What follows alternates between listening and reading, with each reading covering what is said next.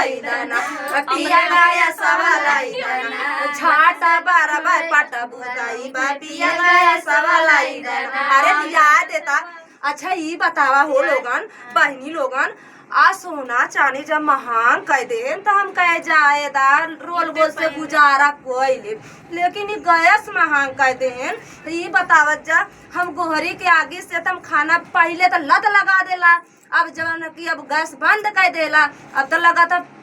वो गेहूं को परमल बनावे के पड़ी जंगल में लकड़ी काटे जाए के पड़ी बहुत गलत कहना। तो लोगन का कहा था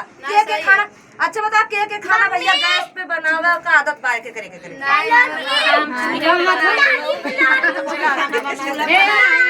अब आप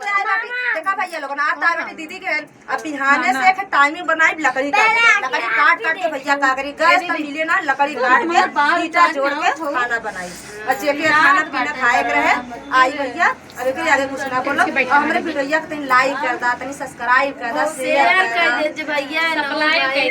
जर वाला जरी के भयल बाट धुआं हमरे के ऊपर भगवान के दुआ जनता का मिली प्यार घर से निकली तार पटीदार जरी हम वीडियो बनाए के वायरल हो पटीदार जरी चलो